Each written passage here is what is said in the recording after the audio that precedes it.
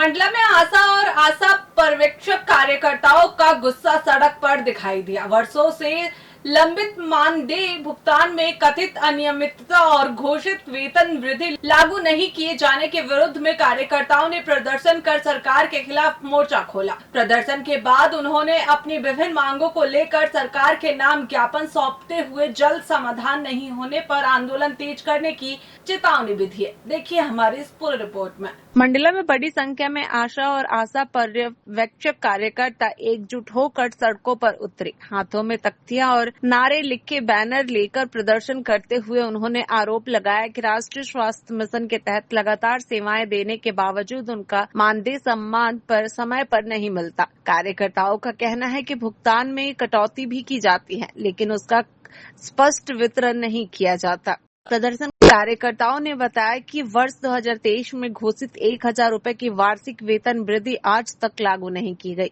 उनका कहना है कि सरकार ने घोषणा तो की, लेकिन उसका लाभ आज तक उन्हें नहीं मिला। साथ ही उनसे स्वास्थ्य सेवाओं के अलावा आयुष्मान कार्ड, चुनाव और अन्य गैर विभागीय कार्य भी कराए जाते हैं, जिनका अलग से कोई भुगतान नहीं मिलता।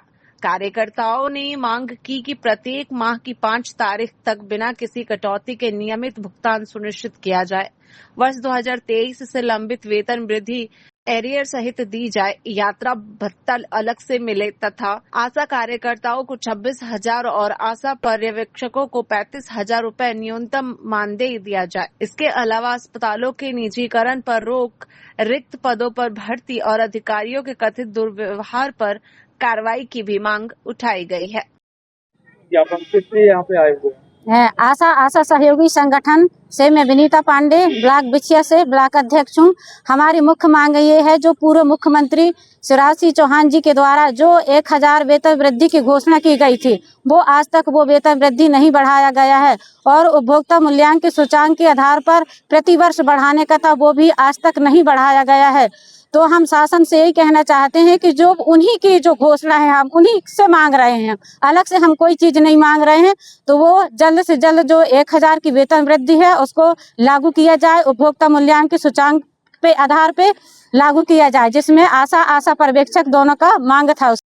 श्रीवती भावरे सर, क्या है हमारा जो मंथली पेमेंट भी नहीं हो रहा है, अभी 4-5 महीने से भी पेमेंट नहीं हो रहा है। और पहले हमको जो एएनसी पंजीयन जो हम लोग एएनसी जोड़ते थे उसका भी हमको प्रोत्साहन राशि मिलता था, अभी तो उसी में जोड़ दिया गया है और मंथली हमारा 6000 रुपए।